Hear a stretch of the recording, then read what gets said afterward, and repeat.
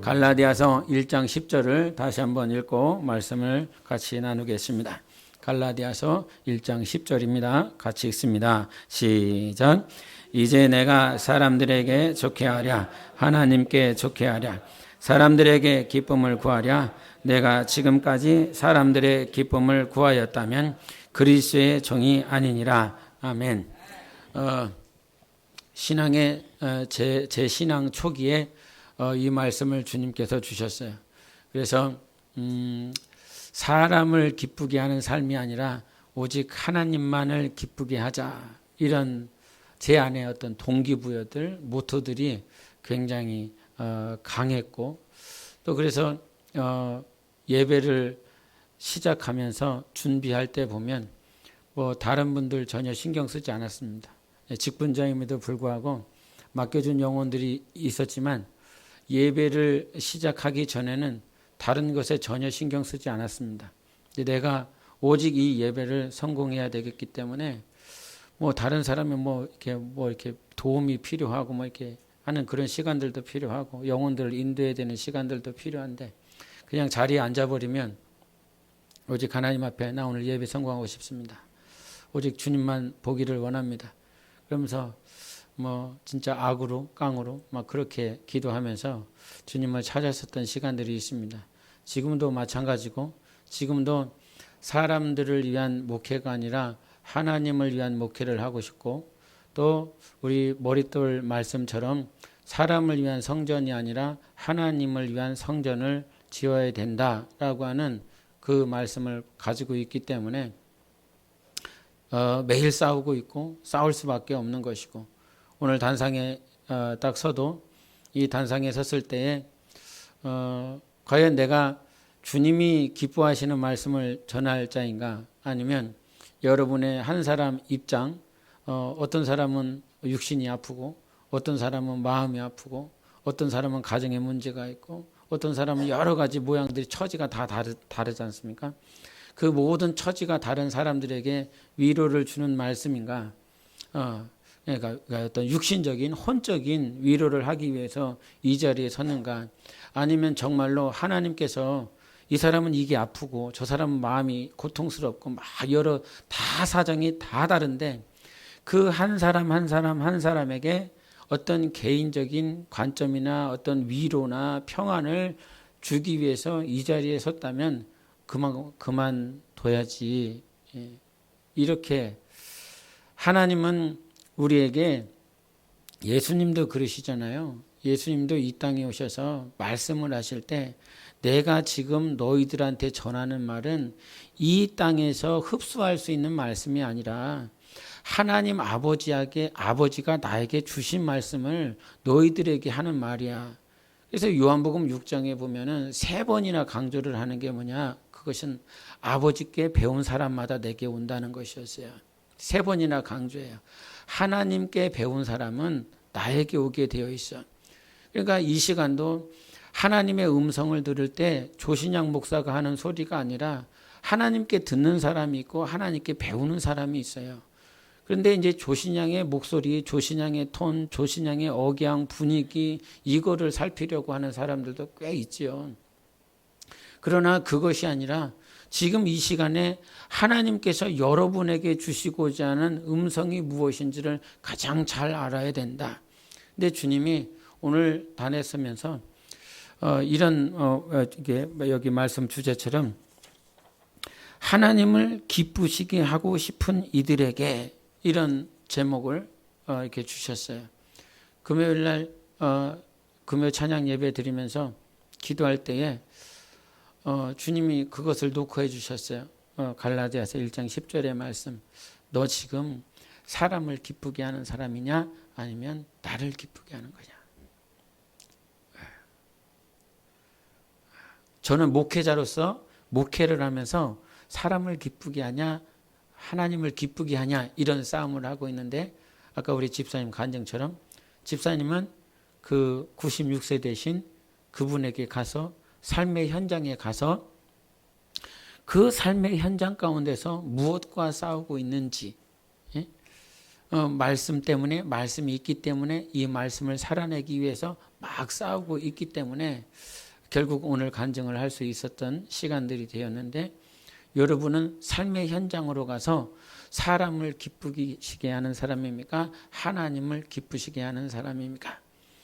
이 하나님을 기쁘시게 하기 위해서 계속 지금까지 싸워왔는데, 여러분, 우리 한국 땅을 이렇게 보면, 한국 땅에 복음이 들어왔을 때에 선교사들을 이렇게 일면을 다 살펴보면 어떤 사람들이 들어왔냐면, 이 종말에 대한 강한 믿음을 가지고 있었던 선교사님들이 거의 다 들어온 것입니다.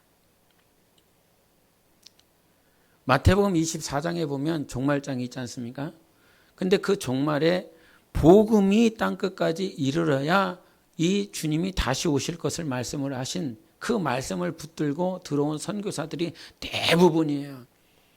그래서 주님이 다시 오신다, 예수 그리스도가 다시 오신다, 이 복음을 받아들였었던 분들이 우리 전에 있었던 선배들, 선진들이었거든요. 그러니까 복음을 받아들일 때에 예수 그리스도가 다시 오셔야 되니까 무엇을? 예수의 오심을 준비해야 된다는 사실. 이것이 굉장히 이 영혼 가운데 강력했습니다. 예수님이 다시 오시는데 이렇게 살면 되겠냐? 예수 그리스도가 다시 오시는데 속히 구원받아야 되지 않겠느냐라고 하는 강력한 믿음이 있었어요. 그래서 이 믿음을 지키기 위해서 일제시대 때나 아니면 공산치하에서도 계속 그 믿음을 지켜나갔었던 들이 선배죠. 예? 주기철 목사님이 그랬고, 손양호 목사님이 그랬고, 공산정권이든 아니면 일제치하든 그 믿음을 지키기 위해서 몸부림쳤어요. 주님이 다시 오실 것이니까요. 근데 이 선배들이 받았었던 이 복음이 어느 순간 자유주의 신학이라고 하는 희석된 메시지를 받기 시작했습니다. 주님이 오실 때에 그 낙원에 있던 자들이 일어나고 이 땅에 있던 자들이 공중에 들림받아 휴거되고 그 공중에서 주 예수 그리스도를 만나 혼인잔치에 이르러야 된다. 근데 주 예수 그리스도 다시 오실 때에 어떤 자들이 첫째 부활하는 자들이 복이 있다라고 말씀해 주셔서 첫째 부활이 목표였어요. 그냥 신앙생활하는 것이 아니라 첫째 부활하기 위하여 영적 생활, 신앙생활을 하신 분들이 바로 우리 선배들이었다는 거죠. 근데 그 일제치하 공산정권의 치하에서 벗어나자마자 이 자유주의 신학이 한국 땅에 들어와서 그 다음 세대들은 어디를 가냐면 미국으로 유학 가는 것들이 계속 열렸습니다. 지금도 미국에 유학을 가려고 그래요. 신학을 하기 위해서 미국에 유학을 가려고 그러는데 그 미국에서 신학해서 배우는 내용들이 다 뭐냐면 자유주의 신학인 거예요. 인간의 이론과 인간의 어떤 감수성 가지고 인간이 다 헤집어 놓은 성경을 스스로 해석하고 인간의 관점으로 이해하고 하는 것들을 배우고 왔어요. 그분들이 그분들이 오시면서 무엇을 나름대로 이 안에서 계속 비판하게 되냐면 그 일제치하와 공산정권에서 정말 예수 그리스도 다시 오심 천년 왕국이 있고 이 천년 왕국 때에 예수 그리스도의 사람들이 일어나는 그런 모양들을 다 비유로 해석해 버렸습니다. 계시록을 이 하나님의 말씀이 이루어질 말씀이 아니라 인간의 문학으로 인간의 사고로 치부해서 다 비유로 깨닫기 시작했어요. 비유로 전해버리기 했어요. 그러니까 이 하나님의 말씀을 비유로 받기 시작하니까 이 성도들의 마음 가운데에서는 말씀을 비유로 받아버리면 이것이 실상이 되어지지 않기 때문에 하나님의 말씀대로 살고자 하는 강한 믿음이 생기지 않아요. 계시록은 되어지는 말씀이에요. 이루어지는 말씀인 것입니다. 그래서 이것을 지키는 자가 복이 있다라고 말씀해 주셨어요. 비유는 그냥 이해하고 깨달으면 그냥 이성적으로 깨달으면 되는 것이면 하나님의 말씀은 실제적으로 살아있기 때문에 이 살아있는 말씀을 살아내야 되는 것이거든요. 그러면 이 하나님의 말씀이 어느 순간 인간의 논리로, 인간의 이성으로 희석되어져 버려서 이 땅에 신앙생활을 하면서, 오늘 대표기도 하시면서도 그랬지만, 상대주의, 이것이 결국은 혼합주의 아닙니까? 다원주의 아닙니까? 수많은 관점을 가지고 네 관점도 인정해 줄게. 네 관점도 인정해 줄게. 그러니 모든 가치관을 서로 존중해 주자. 한 1, 2년 전인가 세계 종교 통합 회의에 대한 것들을 잠깐 언급했었던 적이 있습니다. 그것들이 지금 무마되어서 사라진 것이 아니라 세상의 수많은 종교 지도자들은 여전히 한 해 동안 여러 번 모여서 이 종교 통합을 하기 위해서 회의를 하고 있습니다. 지난해에도 카자흐스탄에서 이 세계 종교 통합 회의를 다 가졌습니다. 세계 종교의 수장들이 모여서 다 하나가 되자라고 하는 것이었습니다. 그런데 여러분, 우리가 1장 7절에 이런 말씀을 하십니다. 다른 복음은 없나니 다만 어떤 사람들이 너희를 교란하여 그리스도의 복음을 변하게 하려 함이라. 아멘. 다른 복음은 없습니다. 다른 진리는 없습니다. 그러나 세상의 모든 종교주의자들은 이것을 하나 되게 하려고 한다 이 말이죠. 예수가 벨리알과 하나 될 수 없음을 가르쳐 주셨습니다. 진리가 세상 교훈과 하나 될 수 없음을 성경은 말씀하고 있는 것입니다. 그러면 여기서 이 본문에서 우리에게 주시고자 하는 말씀, 어떻게 하면 하나님을 기쁘시게 할까? 사람을 기쁘게 하는 것이 아니라 어떻게 하면 하나님을 기쁘시게 할까? 이것에 대한 결론은 무엇이냐? 복음은 하나다라고 하는 것을 여러분이 알고 믿고 증거하고 선포하는 삶을 살면 우리 하나님은 이를 참으로 기뻐하신다는 사실입니다. 예수가 한 분이시라는 것, 진리가 하나라고 하는 것, 복음은 없어. 오직 다른 복음은 없고 예수 그리스도가 우리에게 하신 모든 역사, 당신이 우리에게 주신 말씀이 복음이다 라고 우리가 성령으로 믿고 선포하며 살아갈 때에 하나님은 기뻐하신다는 사실이에요. 이 자리에 올 때 매번 한 주간 살면서 정말 영적 생활을 성공하고 승리하고 기뻐서 오시는 분들도 있어요. 그러나 이에 반하여 한 주간 내가 뭐 했지? 내가 한 주간 정말 일주일 동안 주님 말씀, 어떤 성령 하나님의 인도하심 전혀 하나도 생각하지 않고 이 자리에 나올 때에 그 마음이 얼마나 허탈할까 이런 생각을 해봐요. 예? 저도 그런 시간들이 있었고 이 내 마음에 아무것도 없어. 그냥 이 마음이 그냥 텅 비었어. 그리고 이 자리에 나와야 되는 그런 마음이 얼마나 무거울까. 발걸음 하나하나가 얼마나 무거울까. 근데 그 순간에 잘 생각해 보십시오. 그 순간이, 그 상황이 어디에 집중하고 있는가. 내가 일주일 동안 뭐 했지? 내가 일주일 동안 어떻게 살았지? 주어가 뭡니까? 내가입니다. 나는입니다. 나는 어떻게 살았지라고 하는 그 생각들을 가지고 이 자리에 나오시는 분들도 있어요. 그러면 성경은 한 번도 내가, 즉 인간을 가리키면서 내가, 나는에 집중하지 않습니다. 하나님은 우리에게 너에게 집중하지 말고 하나님 자신에게 집중하라고 가르쳐주고 있습니다. 네가 의롭게 되는 것이 율법이나 율법의 행위로 말미암지 아니하고 예수 그리스도를 믿는 믿음으로 말미암았다라고 말씀해 주셨어요.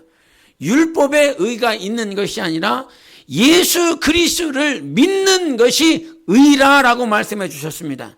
내가 어떻게 살았는지, 나는 어떻게 살았는지, 신앙과 생활 이것들을 분리할 수 없기 때문에 신앙과 생활을 분리할 수 없기 때문에 생활을 하지 못한 것으로 인하여 우리 스스로 좌절, 절망감이 올라올 수 있습니다. 그런데 주님께서 우리에게 말씀하십니다. 항상 뒤의 것은 바라보지 말아라. 그것이 빌립보서 사도 바울이 하는 말씀 아닙니까? 뒤의 것은 내가 보지 않겠다고, 내가 실수하고 내가 넘어지고 내가 좌절한 것이 심히 많이 있지만 나 뒤돌아보지 아니하고 표대가 되신 예수 그리스도를 보며 살아가겠노라고. 우리는 이러한 회복들이 날마다 있어야 됩니다. 이것이 세상 사람들은 욕하는 어떤 포인트예요. 야, 이만 네가 그렇게 살아놓고 크리스찬이냐? 네가 그렇게 살아놓고 예수 믿는 사람이냐? 니들은 마치 말만 잘하는 놈들이야. 말만 잘해. 삶은 없어. 행동은 없어. 말만. 예수님이 이랬다고, 하나님이 이랬다고, 성경이 이랬다고. 그렇기 때문에 우리는 예수를 믿을 수밖에 없어요. 그렇기 때문에 우리의 삶이, 우리의 어떤 보여지는 모든 모양들이 세상에서 자꾸 욕할 수밖에 없는 포인트죠. 그래서 감사한 게 뭐냐면요, 우리는 예수가 절대적으로 필요한 사람들인 거예요. 예수가 필요한 사람들. 그래서 예수가 필요한 거예요. 그래서 만약에 예수님이 없다고 그런다면 우리의 옳다함을 받을 수 있는 행위로 말미암아 하나님께 서야 된다라고 한다면 저부터 지금 이 땅에 살아가고 있는 모든 크리스찬들은 하나님 앞에 설 수 없습니다. 근데 하나님 앞에 설 수 있는 근간, 여러분 요한복음 14장 6절 잘 아시죠? 한번 해보실까요? 내가 곧 시작.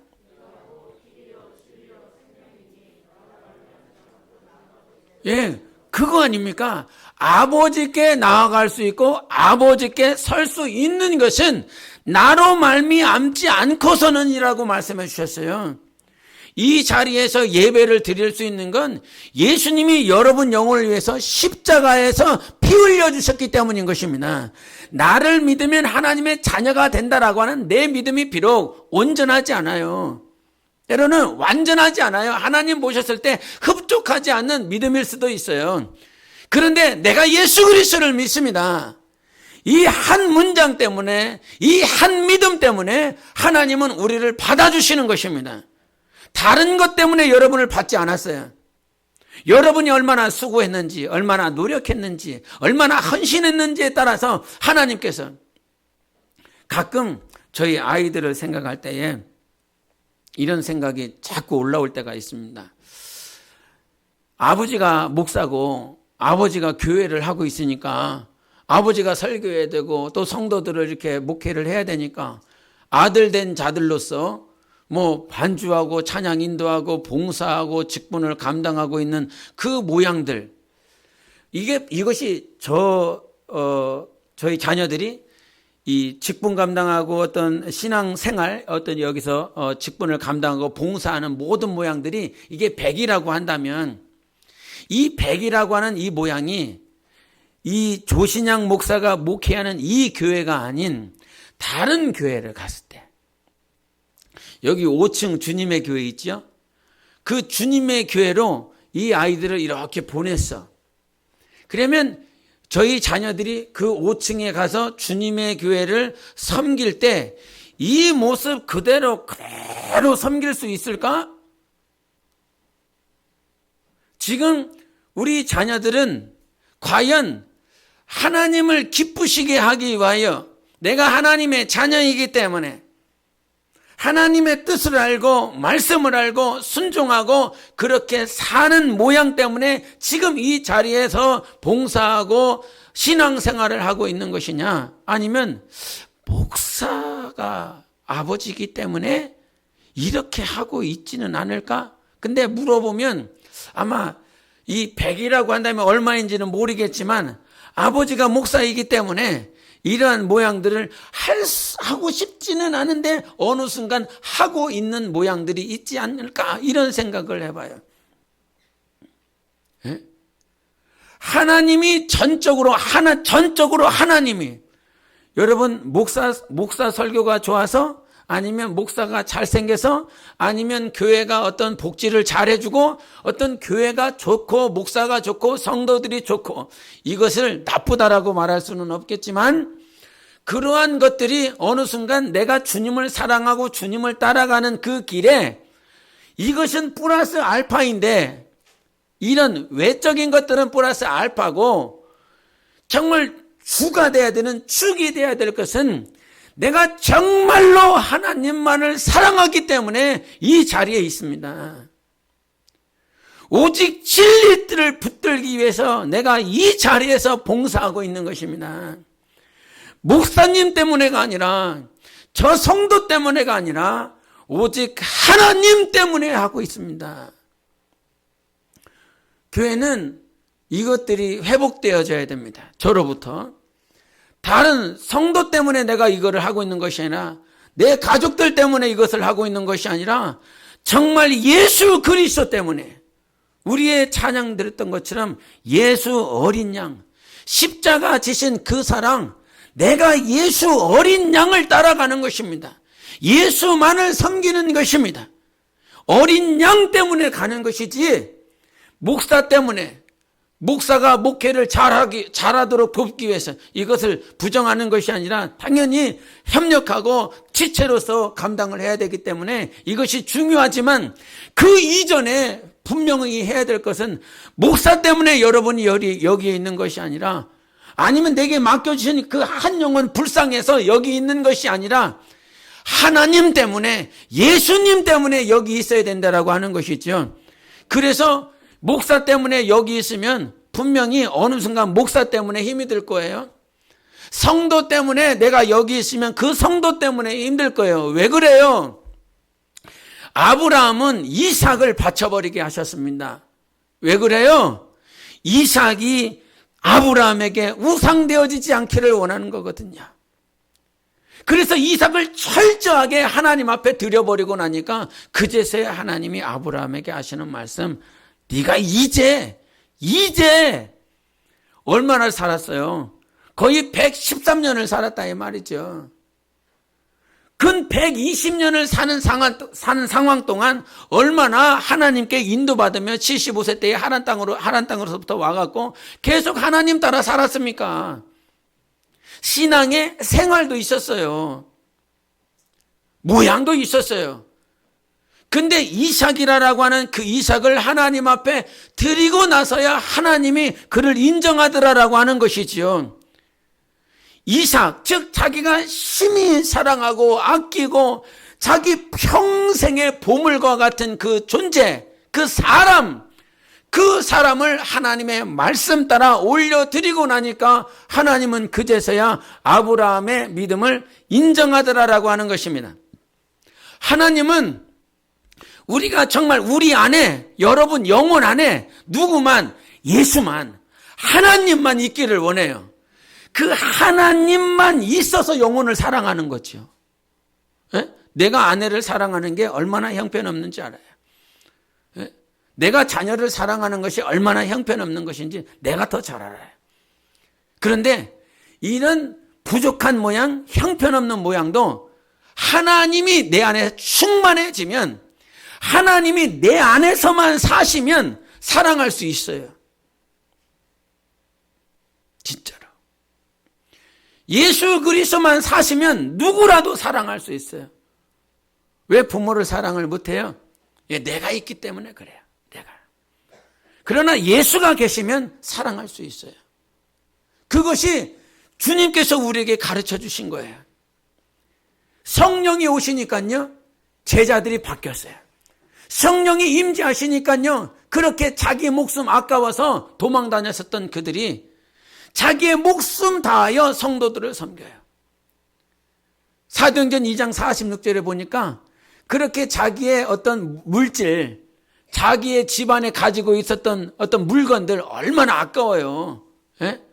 여러분 집에 가보면 저한테 주기 싫은 거 많잖아요. 예? 아주 아끼고 싶은 것들이 있잖아요. 근데 제자들, 그 유대 땅에 있었던 유대인들 다 그랬어요. 성령이 임하시기 전까지는 다 자기 것만 찾았어요. 자기 것을 보호하기 위해서 자기 것을 아꼈어요. 왜? 이거 없으면 죽을 것 같으니까. 이거 없으면 내 미래가 보장되지 않을 것 같으니까. 그런데 성령이 임하시니까, 즉 하나님으로 차기 시작하니까 자기의 물건을 자기의 것으로 생각하지 아니하고 통용하기 시작한더라 이 말이죠.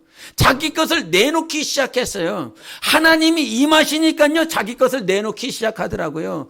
헌금도요 하나님이 임하시니까 헌금을 하는 거예요. 하나님이 임하시니까 자기의 삶을 드리는 거예요. 억지로 드리는 걸 억지로 드릴 수가 없어요. 그렇게 자기만 생각했었던 그 예수님의 제자들이 하나님이 임하기 시작하니까 결국은 그들의 삶이 변하기 시작하더라는 것이죠. 그래서 여러분, 교회는요 하나님으로 충만해야 돼요. 하나님으로, 예수로. 그러니까 다시 한번 말을 하지만 이 예배 자리에 아니면 여러분의 삶의 현장으로 돌아가서도 여기서만 예배를 드리는 것이 아니라 삶의 현장으로 가서 예배를 드릴 것인데, 여기서도 마찬가지잖아요. 이 예배를 드릴 때 내가 뭘 했네, 나는 어떻게 살았느냐가 중점이 아니라 정말 예수님 때문에 올 수 있는 거예요. 예수님 때문에 오늘 예배를 드리는 거예요. 영혼이 어떻게 회복이 되냐면 내가 어떻게 살았으니까. 그러니까 때로는 우리 자녀들이 그렇게 생각할지 안 할지 모르지만, 여러분 믿음이 좋다라고 어떻게 평가하십니까? 저 사람은 믿음이 좋은 것 같아. 우리 목양사는 믿음이 좋습니까? 안 좋습니까? 김종고사님, 여기 작은 목양사는 믿음이 좋습니까? 안 좋습니까? 네. 왜 외면적으로는 좋아 보이는 것 같습니까? 왜냐하면 그렇게 겉으로는 이렇게 봉사도 하고 자기의 시간도 버리고 막 영혼들을 섬기고 막 그렇게 겉모양이 있잖아요. 그러면 조회성은 믿음이 좋아 보입니까? 안 좋아 보입니까? 도대체 믿음이 좋고 안 좋고의 차이를 우리는, 저도 마찬가지지만 이 사람은 예배 시간에 나왔어. 그러니까 믿음이 좋아요, 안 좋아요? 예배 시간에 나오면 믿음이 좋은 거예요, 안 좋은 거예요? 안 좋은 거예요? 싫은 거예요? 새벽기도 나왔어. 새벽기도 나왔으면 믿음이 좋은 거예요, 안 좋은 거예요? 예? 그래도 안 좋은 것보단 좋은 것 같아. 그죠? 믿음이 없지는 않는 것 같아. 이렇게 최소한 평가하는 기준이 뭐냐면 이 사람이 보여지는 모양을 가지고 나름대로 우리 안에 생각을 가지고 있습니다. 근데 삶의 현장에 돌아가서 자기가 아무것도 못해, 봉사도 못해, 예배도 참여하지 못하고 있고 자기가 하나님의 뜻대로 살지 못하는 것 같고 교회에서 뭐 이렇게 하는 이렇게 모양도 없어, 예? 겉모양도 없고 그래. 근데 이 안에서 그래도 주님, 나 오늘 십자가를 붙들겠습니다. 그런 순간이 있었습니까? 아무것도 못하는데요, 삶의 현장에 가서 정말 화장실에 가갖고 딱 앉아갖고, 주님 내 모양이 이런데요, 내가 지금 아무것도 못하는데요, 그 화장실에 앉아갖고 막 울면서 그래도 나 오늘 십자가를 붙들겠습니다. 예수님을 붙들겠습니다. 내 모양은 이런데요, 내 삶은 이런데요, 그래도 주님 여기서 나 주님의 십자가를 붙들겠습니다. 그러면서 막 눈물을 펑펑 쏟아부으신 적 있습니까? 이 예배 자리에 나와서, 교회에 나와서 봉사하고 찬양하고 자기의 시간을 들이면서 막 열심히 살아가는 그런 형제 자매들의 모양 가운데, 그래도 내가 이거 하고 있으니까, 그래도 내가 봉사하고 있고, 그래도 내가 섬기고 있으니까, 그래도 나는 자기 스스로 위안하면서 그래도 주님이 나를 기뻐하시겠지, 주님이 나를. 그런데 여러분 생각해야 될 것이 있습니다. 사역을 잘하기 때문에 정말 믿음이 있는 것이 아니라, 무엇인가 열심히 봉사하기 때문에 내가 믿음이 좋은 것이 아니라, 믿음이라고 하는 것은 내 안에 오직 예수만 있는 것입니다. 예수 그리스도만 내 안에 충만히 채워지는 것이 믿음인 거예요. 믿음을 다른 데서 말하지 않았어요. 믿음은 들음에서 나고 들음은 예수 그리스도의 말씀으로 인한 것이라고 그랬어요. 믿음이라고 하는 건 내 안에 예수가 사는 거예요. 말씀이 사는 것이라 이 말이에요. 이런 사실을 알지만 사역은 잘하니까 저 사람은 믿음이 있는 것 같고, 저 사람 오늘 예배 안 나왔네, 저 사람 오늘 뭐 봉사를 못하네, 뭘 하지 않네, 이런 모양을 가지고 우리 안에서 정죄하고 비판하고 판단할 때가 얼마나 많이 있는지요. 지금 저는 싸우고 있다, 예? 엎어져 있지만 피를 철철 흘리고 있지만, 우리가 예레미야에서도 보면 이런 말씀 있잖아요. 계속 피 흘리고 있어, 피 흘리고 있어, 피투성이야, 피투성이야. 그런데도 주님께서 뭐라고 말씀해요? 피투성이가 된 그 시점은 어떤 시점이냐면 아수르와 바벨론에 의하여 철저하게 무너져 있었던 시점이에요. 신앙이 무너졌어요. 신앙 생활이 무너졌어요. 온갖 우상들로 인하여 정말 자기 영혼이 철저하게 죽어져 나가고 있었던 그 시점이었어요. 예레미야가 그렇게 말을 하고 있었을 때에는, 근데도 주님은 뭐라고 말씀하세요? 신앙도 없는 것 같고 신앙 생활 자체는 더더욱 없고, 그래서 온 영혼육이 피 흘려 있는 그 상태, 피투성이와 같은 모든 치부가 다 드러난 그 어린아이가 피투성이와 같이 흘려진 그 상태에서도 주님은 살아야 된다. 그래도 살아야 된다. 이것을 말씀을 해주셨어요. 만약에 주님께서 네가 지금 피투성이가 된 이유를 아냐 이놈아, 이와 같이 피투성이 된 이런 불신앙, 불순종, 우상을 섬기는 그와 같이 나를 대적하는 놈들아, 이렇게 말을 했다라고 그런다면 살 사람이 누가 있겠습니까? 근데 주님은 그 예레미야 선지자가 예언을 할 때에도 수많은 거짓 선지자들이 그런 일은 없다, 하나님이 우리를 회복시켜 주실 것이다라고 거짓 가르침을 한다 이 말이죠. 그렇게 말씀이 들려지지 않고 하나님의 진리가 폐역되어지는 그때에도 주님은 예레미야 선지자를 통해서 여러분이 지금 피투성이 와갖고 어린아이 와갖고 수치가 다 드러나고 자기의 진짜 믿음이 드러나고 자기의 연약함이 다 드러났다라고 할지라도 하나님은 우리에게 뭐라고 말씀하시냐면 그래도 살아라라고 말씀했어요.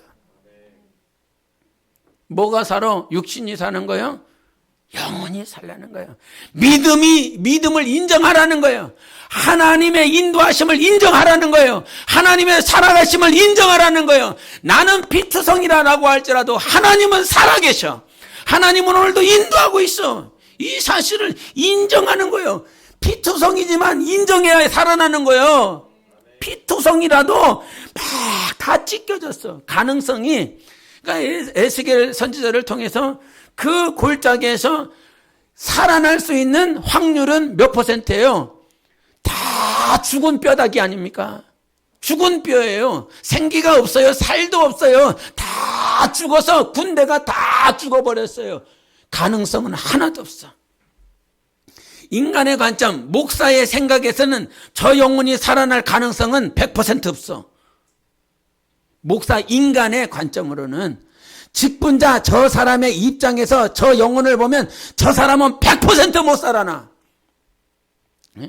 간혹 우리 전도사님이 안수 집사님과의 그 어려웠던 관계를 간증을 할 때가 있었어요. 애들 앞에서 이제 당신이 이제 죽겠노라고 결심을 하면서 엄마 없어도 아빠랑 잘 살라고. 지금은 웃으면서 얘기하지만 그때의 심정이 어떻겠습니까? 안수 집사님 정말 못되신 분이었어요. 진짜 가능성이 없었어요. 가능성이 0%예요. 근데 그 가능성을 주님께서 생기를 불어넣으시잖아요. 할렐루야.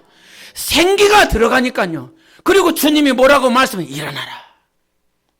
말씀하시니까요. 죽은 뼈에도 하나님은 말씀하십니다. 죽은 뼈에도,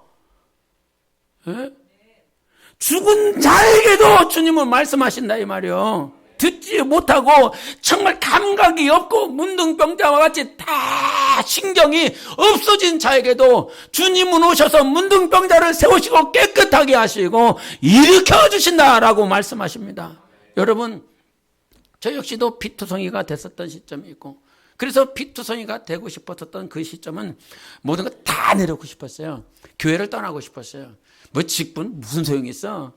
직분 감당하면 더 힘들고, 직분 감당하려면 애들 신경 써야 되고, 영혼 신경 써야 되고, 나는 없고, 근데 나의 영적인 상태가 막 충만한 그런 상태도 아니고, 더 힘이 들고, 더 어렵고. 그래서 교회를 다니던 교회를 냅두고, 그냥 가자, 서울로 가자. 다 필요 없다. 이런 정말 피투성이와 같은 시간이 있었어요. 예수 믿고 난 다음에 정말 충만해갖고 학교 가갖고 저 전도하려고 그랬다니까요, 대학교에서. 열심히 복음 전하라고 그랬어요. 근데 한 달이 안 가더만, 그 충만한 게 정말 성령이 충만해갖고 막 그렇게 막 교회에서요, 요즘 이런 애들처럼 찬양 안 해요. 막 이렇게 막 간절히 찬양하고 막 기뻐. 그땐 청년들이 더 있어갖고 막 두 손 들고 막 뛰면서 찬양했어. 근데 그런 어떤 충만함이 학교 들어가니까요, 한 달이 안 가요. 한 달 지나서 친구랑 같이 술자리에서 짠 하고 있더라고요. 그렇게 한 3개월을 계속 그렇게 지냈어요. 야, 낮과 밤이 바뀌었어요. 낮이 없어요, 낮이. 새벽 5시나 6시쯤 기숙사에 들어갑니다. 그럼 보통 오후 3시, 4시에 일어납니다. 배가 고프니까요, 학교 앞에 있는 그 식당에 가요. 그러면 오후 한 5시 정도 되거든요. 그때부터 나의 날이 시작이 됩니다. 저녁이 되고 아침이 되니 첫째 날인 거예요. 저녁이 돼야 시작을 하는 거예요. 그렇게 해서 또 밤을 지새는 거죠. 그거를 3개월 지냈어요. 교회 한 번도 나가본 적이 없어요. 하나님의 말씀이요, 전혀 나하고 관련이 없었어요. 막 직분자가 기숙사로 찾아왔어요. 나 어디 있는지 찾아내려고. 얼마나 숨어 다녔는지요. 근데 3개월 지나고 나서 이렇게 쥐가 드는 게 아니고 자고 있는데 시커먼 놈들이 오는 거잖아요. 가위 눌렸어요. 가위 눌린 걸 한 번도 느껴본 적이 없었거든요. 근데 3개월 끄트머리쯤에 가위 눌리기를 계속 시작했어요. 분명히 나는 자고 있는데 내 온 신경은 다 눈이 떠져 있어요. 내 눈이 떠져 있어요. 육신은 감겨 있는데 바로 내 앞에 시커먼 놈들이 잔뜩 있는 거예요. 근데 일어나야 되겠는데, 저놈들을 잡아먹으려면 내가 일어나야 되는데 못 일어나겠는 거예요. 안 일어나져요. 들은 거는 있어. 예수 이름을 사용하래. 예수 이름으로 대적하래. 예자가 안 나와요. 예자가.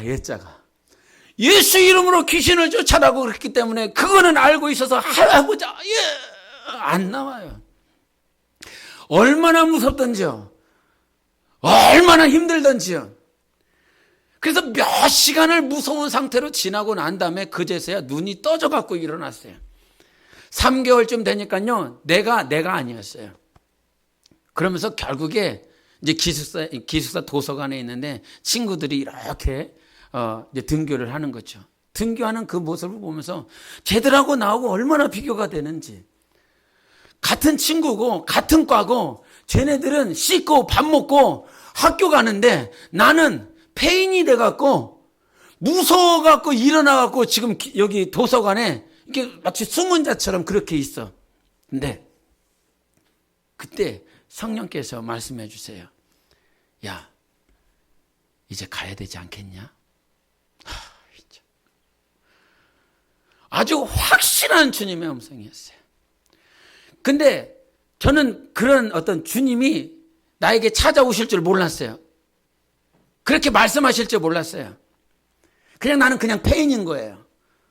어머니한테도 전화들 못해요. 만날 수도 없어요. 이런 모양으로. 근데 그때 주님이 말씀하셨어요. 야, 이제 가야 되지 않겠냐. 근데 그 음성이 들리기 시작하는데 뭐부터 했을까요? 눈물이 팍 쏟아져요. 우와, 이거는 어떻게 표현이 안 돼요. 내가 주님을 처음 만났을 때는 내가 기도하기 위해서, 그래서 주님 만나달라고 기도하기 위해서 내가 무릎 꿇은 상태에서 주님의 음성이 들렸죠. 그래서 내가 살아보려고 했는데 주님의 말씀을 해주신 거예요. 첫 번째 내가 주님의 음성을 들었을 때는. 근데 그때는 나는 기도라고 하는 내 영혼은 이제 다 죽었다. 뭐 생각 자체가 없어요. 교회, 말씀, 하나님, 예수 전혀 생각 자체가 없어요. 근데 주님께서 오셔서 그 말씀을 하시는 거예요. 야, 일어나 이제 가야 되지 않겠냐. 마치 그 상태가 예레미야 선지자가 이스라엘 백성들, 유다 백성들을 향해서 피투성이와 같은 너희들, 가능성이 없는 너희들, 이제 죽은 너희들. 근데 그 죽은 자에게 주님이 오셔서 살아라 라고 말씀을 해주시는 것처럼 저에게도 동일하게 이제 가라라고 말씀을 해주신다 이 말이죠. 여러분, 상한 갈대를 우리 주님은 꺾지 아니하십니다. 꺼져가는 심지를 끄지 아니하십니다. 상했어요. 냄새가 나요. 부패해요. 이미 다 꺾여버렸어요. 그 꺾인 상태에서 세상은 어떻게 하는 줄 압니까? 완전히 찢어버립니다. 꺾인 상태를 다시는 일어나지 못하도록 원수 마귀와 귀신들은 철저하게 뜯어내고 끊어내버립니다. 그런데 우리 하나님은 그 상한 갈대를 다시 세워주시는 하나님이신 것입니다. 상했는데 이것들이 부패했는데 회복되어지기 시작합니다. 끊어졌는데 회복되어질 수 없는 그 상한 갈대. 여러분 갈대 세워본 적 있어요? 예? 꺾여졌는데 갈대 세워본 적 있습니까? 이거는 안 세워져요. 갈대는 한번 뚝 끊기면 이게 세울 수가 없어요. 근데 세울 수 없는 그 갈대를 우리 하나님은 성령으로 다시 한번 회복시켜 주시는 하나님이시라요. 지금까지 오면서 그런 역사예요. 우리는 다 꺾였다가 누구 때문에? 예수 그리스도 때문에, 성령의 충만함 때문에 다시 일어나는 거거든요. 그래서 우리는 나의 힘으로 일어나는 것 아니다. 정말 주님이 나의 주가 되시기 때문에 일어나는 거예요. 그래서 여호와는 나의 목자시니라고 말씀하는 거예요. 하나님이 나의 목자십니다. 당신 부족함 없어요. 사망의 음침한 골짜기에서도 주님께서 우리의 지팡이와 막대기가 되어주시는 하나님이세요. 거기서 사망의 음침한 골짜기요, 사망이요, 빛이 없어요. 어둠만 가득해요. 그런 어둠이 칠흑같이 있는 그 사망의 골짜기에서도 주님께서 우리를 지켜주시고 보호하여 주십니다. 그러니 정말 이 땅에 살아있는 동안 나로 일어나는 것이 아니라 누구로 일어나는 건 하나님으로 일어난다. 지금 옆에 있는 사람, 아니면 내 가족, 불신하고 있는 내 가족들이라 다 할지라도 우리는 우리 때문에 일어나는 것이 아니라 예수님 때문에 일어나는 거예요. 주님은 확신하건대 오늘 여러분에게 들려주는 이 말씀을 우리 주님이 분명 기뻐하시는 것입니다. 여러분 좋으라고 하는 말 아니에요. 여러분 위로하려고 하는 말이 아니에요. 사도 바울이, 우리 1장 12절을 같이 보시겠습니다. 1장 12절, 갈라디아서 1장 12절 시작. 이는 내가 사람에게서 받은 것도 아니요 배운 것도 아니요 오직 예수 그리스도의 계시로 말미암은 것이라. 뭐가? 복음이 뭔지를 알았다는 거예요. 유대주의자들은 할례를 행해야 되고 안식일을 행해야 되고 수많은 613가지의 계명을 지켜야 구원받을 수 있고 그래야 의로워질 수 있다라고 말하고 있는 그들을 향해서 지금 사도 바울은 말을 하고 있는 거예요. 그게 다른 복음이야. 에? 네가 찬양 인도를 하면 구원받는 것이냐? 네가 오늘 예배를 드리면 구원받는 것이냐? 오늘 교회에 나오면 구원받는 것이냐? 구원은 여러분이 예배를 드려야 구원받는 게 아니에요. 찬양 인도를 하고 직분을 감당해 여러분이 구원을 받는 게 아니에요. 구원은 오직 예수 그리스도를 믿음으로 가능하는 거예요. 그러면 오늘 와서 예배를 왜 드리는 거예요? 주님께 더 가까이 나아가기 위하여, 주님 앞에 더 주님을 사랑하고자 하는 내 영혼이 성장하고 성숙하기 위하여 오늘 와서 예배를 드리는 거예요. 주일날 예배 안 드렸다고 해서 그가 구원받지 못하는 것이 아니라 그의 심령 가운데 누구? 오직 예수! 오직 예수가 살아있으면 그가 구원받는 것이라 이 말이야. 그러나 같이 예배를 드리고 같이 찬양을 하고 같이 봉사를 하는 것은 정말 내가 예수 그리스도를 닮고자 하는 것이다. 예수 그리스도를 닮고자. 교회가 있는 이유는 무엇이냐면 예수 그리스도를 닮아낼 수 있기 때문에 그런 거예요. 여러분 생각해 보세요. 가인과 아벨이 있는데 만약에 아벨이 없었다라고 그런다면 가인이 부패한 저 교만한 마음들이 정말 나에게 교만한 마음이 있구나. 나에게 더러운 마음이 있구나. 내가 하나님 앞에서 의로워지려고 하는 그런 마음이 있구나라고 하는 것이 드러나지 않았을 거예요. 아벨이 있었기 때문에 아벨의 제사와 자기의 제사를 비교하게 되죠. 아벨이 있으니까 가인의 그 교만한 마음이 그제서야 드러난 거예요. 여러분 이 옆에 있는 이 형제와 이 자매 때문에 나의 부도덕하고 나의 정말 불순한 모양들이 어느 순간 비교해. 예? 비교하는 대상이 없었다라고 그런다면 내가 비교 우위에 있고 싶은 그런 마음들이 들지 않을 거란 말이죠. 내가 저 사람들만 하나님 앞에 더 잘 이런 모양들. 그러나 저가 있기 때문에 나의 불순한 것들이 어느 순간 드러나더라 이 말이죠. 여러분 복음이라고 하는 것은 구원이라고 하는 것은 내가 저 사람보다 열심히 해서 내가 저 사람보다 찬양 인도를 잘해서 봉사를 잘해서 선교를 잘해서 전도를 잘해서 우리 교회는 더 교회보다 선교를 더 많이 하니까 하나님이 기뻐하시겠지 이게 아니라 하나님은 누구를 기뻐하시냐면 예수 그리스도가 있으면 기뻐한다니까요. 그래서 예수께서 그 침례를 받고 올라오실 때 이는 내 사랑하는 자요 내 기뻐하는 자라라고 말씀해 주셨어요. 하나님의 기쁨은 어디에 있어요? 여러분 자체에 있지 않아요. 하나님의 기쁨은 예수에게 있습니다. 근데 그 예수 그리스도가 그리스도의 영이 우리 안에 오신 것이지요. 그리스도의 영이 우리 안에 오셨기 때문에 하나님이 우리를 자녀 삼아 주신 것이고 하나님이 우리를 기뻐하시는 것입니다. 그래서 영적 생활을 할 때 예수 때문에 하는 거예요. 예수 때문에. 주님이 우리에게 말씀을 하실 때 내가 아버지께로 가는 것이 너에게 유익하다. 성령이 오시면 죄에 대해서 의에 대해서 심판에 대해서 너희를 책망하리라 말씀하시면서 거기에서 더 붙여서 하신 말씀이 무엇입니까? 내가 너희 안에 기쁨을 충만케 하려 함이라 할 수 있어요. 하나님의 기쁨이 성령으로 임한 것입니다. 성령이 우리 안에 임할 때에 기쁨이 충만케 되는 것입니다. 하나님이 우리 안에 있으면 기쁨으로 충만할 수 있는 것입니다. 어떻게 하면 하나님을 기쁘시게 할 수 있을까요? 정말 하나님을 기쁘시게 하고 싶으신 성도 여러분, 어떻게 하면 하나님을 기쁘시게 할 수 있을까요? 내가 기준이 아닌 것입니다. 다른 복음을 여러분 안에 들어오지 마십시오. 유대인들은 안식일을 지켜야 할례를 행해야 그것이 하나님을 기쁘시게 하는 것이라고 생각했단 말이에요. 여러분이 유대인과 다를 바가 뭐가 있습니까? 저가 유대인과 다를 바가 뭐가 있습니까? 선교를 더 많이 하고 전도를 더 많이 하고 사역을 더 많이 하면 하나님이 기뻐하시겠지. 이건 다른 복음이다 이 말이에요. 하나님은 예수로만 만족하시는 분이세요. 예수가 우리 안에 임하실 때 우리는 비로소 하나님을 찬양하고 기뻐할 수 있는 것이라 이 말입니다. 제가 지난주에 영상을 보면서 이 영상을 볼까 말까 했는데 한번 영상 5분짜리인데요. 이 영상 5분짜리 워싱턴 어느 교회 목사님이세요. 근데 한번 같이 들어보시겠습니다. 한국도 미국도 모두가 코로나로 말미암아 참 아픈 시간을 많이 가져왔습니다.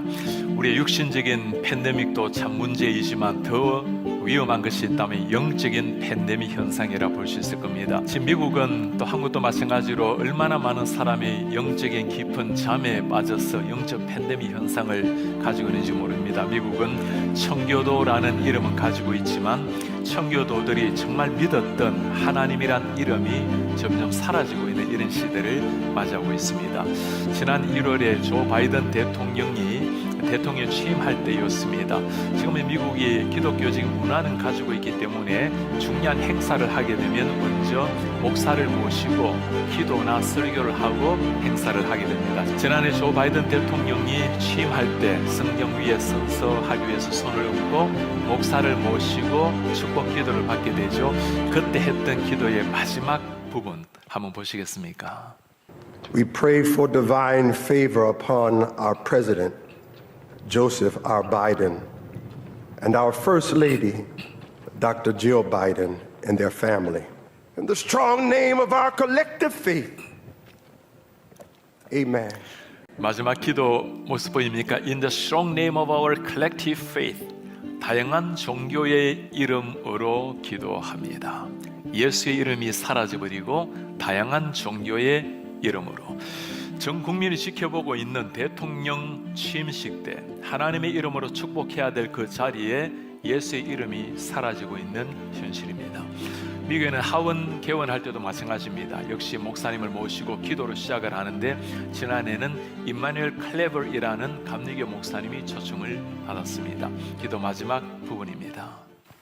We ask it in the name of the monotheistic God, Brahma, and God known by many names, by many different faiths. A man and a woman. 마지막 글자 보입니까? A man and a woman. 남자의 이름으로 여자의 이름으로. We ask in the name of monotheistic God, Brahma. 유일한 신 예수가 아니고 브라마의 이름으로 기도합니다. 지금 이것이 미국에서 일어나고 있는 현실입니다. 제가 몇 년 전에 저 하원 의원 개원할 때 기도를 초청을 받게 되었습니다. 외국인이기 때문에 저에 대한 신상 스크린을 다 하게 하고 그 다음에 기도에 대한 공문서를 보내옵니다.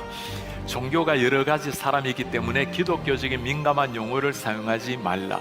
예수 그리스도 이름으로 기도를 하지 말라는 거죠. 그리고는 기도문을 미리 보내달라고 검증을 하겠다는 거죠.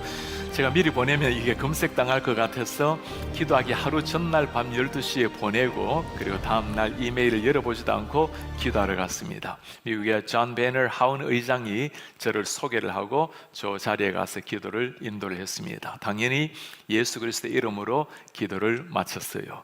미국의 많은 사람이 생방송으로 지켜보고 있는데 얼마나 많은 사람이 저에게 이메일, 편지, 손으로 그리고 전화를 해왔는지 모릅니다. 왜 종교의 자유가 있는 다양한 종교가 있는 미국에서 외국인이 예수님의 이름으로 기도합니까? 질책하는 사람 한 사람 없습니다. 모두가 외국인으로서 저 하원 개원할 때 예수 이름으로 기도해 주셔서 고맙다라는 인사말이었어요. 목사가 예수 이름으로 기도하고 칭찬받는 이런 시대를 맞이한 겁니다. 제가 있는 곳이 수도 버지니아입니다. 버지니아 주의회에 가서도 기도를 인도하게 되었어요. 기도를 인도하고 내려오는데 모든 의원들이 다 기립해서 박수를 쳐요. 팀 휴거라는 의원이 저에게 첫 질문이었습니다. 목사님, 왜 그렇게 많은 목회자가 이 자리에 와서 예수 이름으로 기도하는 것을 두려워합니까? 예수 이름으로 기도하는 것을 두려워하는 이런 시대. 제가 올해는 3월에 상원의원에 초청을 받아서 기도를 하게 되었습니다. 역시 스크린을 다 하고 기도 지침을 받습니다. 당연히 예수 이름으로 기도하지 말라는 거죠. 기도하러 기다리고 있는데 부지사가 사회를 보다가 저를 살짝 불러요. 저는 당신이 내가 공개적으로 기도하는 걸 보았는데 예수 이름으로 기도하지 말아달라고 부탁할 줄 알았습니다. 그런데 조용히 와서 목사님, 평소 때 목사님이 기도하시는 하나님께 있는 그대로 기도하세요. 그 예수 이름으로 기도하라는 거예요. 비록 공문서는 지금 미국에 종교의 자유가 있기 때문에 다양한 종교 이야기하지만 정말 당신이 목사라면 목사답게 하나님께 기도하라는 겁니다. 사랑하는 여러분, 지금 이 시대는 너무나 우리가 세상 앞에 움츠리고 세상과 함께 화합해 나아가겠다고 우리를 포기해버리고 우리를 때로는 타협해 나가는 이런 시대. 사람들이 무엇을 기대하고 있을까요? 정말 예수님을 믿는다면 믿는 사람다운 모습을 보여달라는 것 아니겠습니까? 우리는 자녀들에게 가능하면 세상과 타협하고 세상과 화합해서 나아가라고, 균형 있게 살라고, 이런 그게 아니죠. 정말 예수 그리스도를 믿게 되면 혁명이 일어나는 겁니다. 세상에 지배당하는 인생이 아니라 우리가 겸손하지만 그러나 세상 한복판에 서서 당당한 그리스도인의 제자로 살아내는 것, 우리뿐만 아니라 사람들이 그걸 기대하는 거예요. 할렐루야. 메시지가 굉장히 우리에게 명료하게 다가옵니다. 세상은 강요하죠. 예수 이름으로 살지 말라고. 그런데 그 뒷면, 동전의 뒷면을 보면 그들이 정말 보고 싶어하는 것이 있습니다. 우리가 정말 예수 그리스도를 믿고 살아가고 있는 모습을 보고 싶어하는 거예요. 겉모양은 왜 예수 이름으로 사냐고, 하나님이 어디 있느냐고, 예수는 그냥 성인 중에 하나라고 그들은 치부하고 안 믿고, 그래야 같이 이 세상을 저기서 표현했던 것처럼 균형 있게 살아갈 수 있는 것 같으니까, 자기가 틀리지 않은 것 같으니까, 자기들이 맞을 것 같으니까, 그래야 맞으니까 좀 편안하게 살 수 있을 것 같지 않겠어요? 그러나 그들의 영혼은 알고 있습니다. 그들의 영혼은 보고 싶어 합니다. 우리 입술에서 예수 이름이 나오기를 원하는 것입니다. 우리가 예수를 의지하여 살아가는 그 모양을 보고 싶어 하는 것입니다. 학교 가면 예수 이름으로 식사 기도하는 그 모양, 아무것도 아닌 것 같은데 졸업하면서 밥그릇 뺏어가고 식판 뺏어가는 것지만, 그들은 진짜 우리의 입술을 통해서 예수 이름으로 기도하는 그 모양을 보고 싶어 하는 것이라 이 말입니다. 여러분, 하나님을 기쁘시게 하는 것이 우리의 신앙과 우리의 삶을 통해서 드러나야 되지 않겠습니까? 교회가 중요한 것이 무엇이겠습니까? 교회 안에는 나의 관점, 나의 감정, 나의 경험이 아니라 하나님, 예수가 있기를 원하는 것입니다.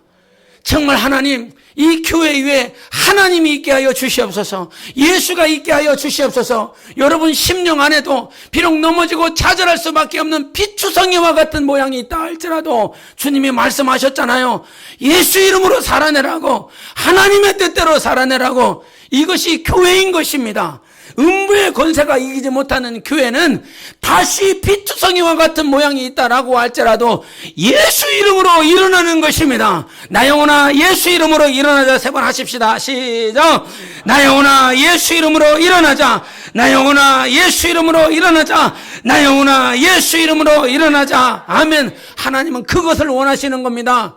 엎어져 있는 우리의 모양이 아니라 다시 한번 예수 이름을 의지하여 일어나기를 원하시는 것입니다. 이때 하나님은 기쁨으로 우리에게 다시 힘을 주실 것입니다. 기도하십시다. 하나님, 정말 피투성이와 같은 우리의 모양일 수도 있습니다.